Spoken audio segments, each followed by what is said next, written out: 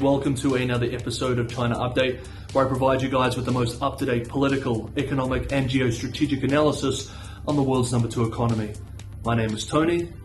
Let's jump in. Okay, happy Saturday everybody. It's the weekend, so we normally have a diplomacy-heavy video, and for today we continue with the most salient developments related to US-China relations. Despite Thursday's dinner meeting between Raimondo and Chinese Commerce Minister Wang Wentao, the latest in a series of high-level talks between the two countries intended to restart dialogue, the bilateral relationship is still very much in a dangerously bad place. This week, in his speech at the Nikkei Forum, 28th Future of Asia in Tokyo, Singapore Deputy Prime Minister Lawrence Wong expressed that the widening rift between the US and China, quote, now may well be irreconcilable, end quote, explaining, quote, some of the strategic and ideological differences between the two countries appear insurmountable, end quote. The Southeast Asian leader added that the geopolitical situation in Asia is at its most perilous point in decades, quote,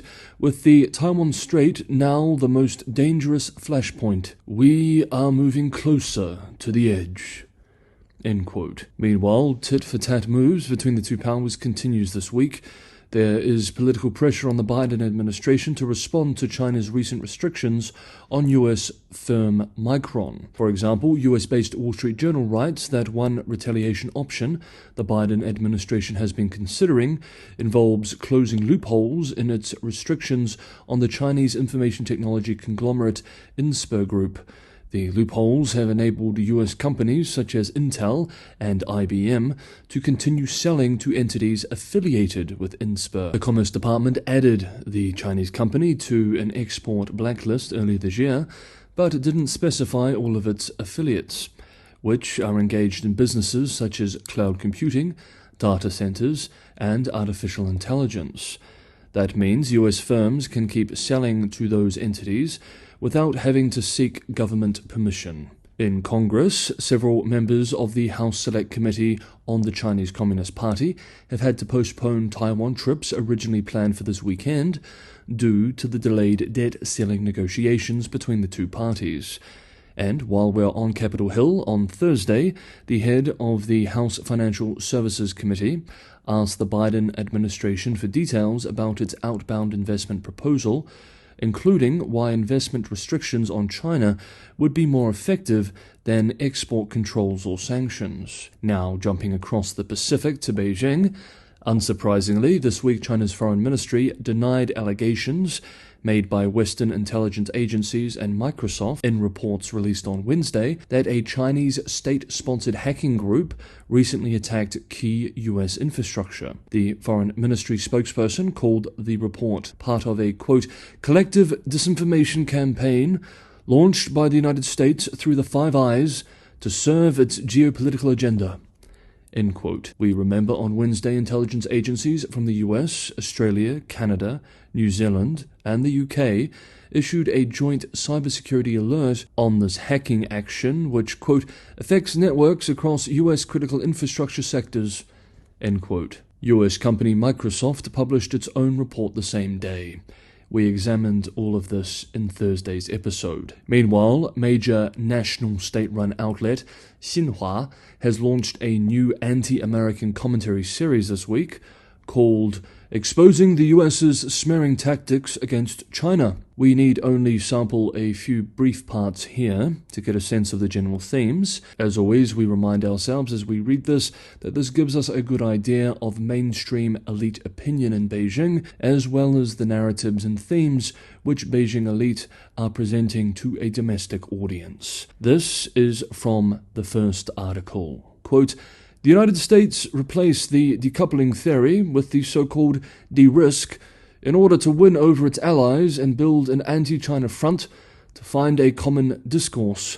In fact, it is not feasible to decouple and break the chain with China, which has become a consensus including American allies. The United States' coercion of allies to decouple from China has caused dissatisfaction among many countries. A group of political swindlers spreading lies and rumors to the world will eventually delay human development and progress.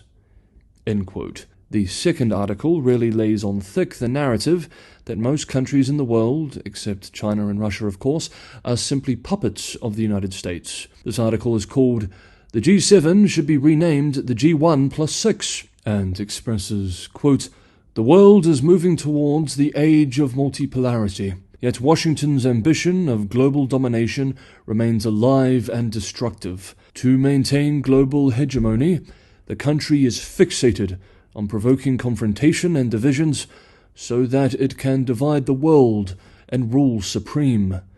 Washington is seeking to coerce major European countries to take sides on issues regarding China, demanding their cooperation to keep the Asian country down. With US manipulation, the G7 is now actually made up of one coercer-in-chief and 6 half accomplices, half victims. There is no way it can be a force for peace and common good of the world." End quote. And in a special piece the same day, in the party's flagship publication, The People's Daily exclaimed, quote, "The G7 talks like a parrot, spreading lies fabricated by the United States and trying to smear China. Its ultimate goal is to tarnish China's image and peddle the China threat theory. Despite the chaotic governance and poor human rights records of its own members, the G7 is always interfering in China's domestic affairs, such as issues related to Hong Kong, Xinjiang, and Tibet, in the name of democracy and human rights. This only reveals the group's hypocrisy and hegemony." End quote. Evidently, the G7 criticisms of the People's Republic of China have really struck a nerve in Beijing. Next up, China's demographics. Hey guys, if you're enjoying this Saturday episode of China Update, don't forget to hit that like button. As always, sharing, liking, subscribing is a huge help for the channel. Anyone who can go the extra mile and help me keep the channel financially sustainable. I primarily rely on you guys to keep the channel financially sustainable. Patreon and Buy Me a Coffee links are in the description below.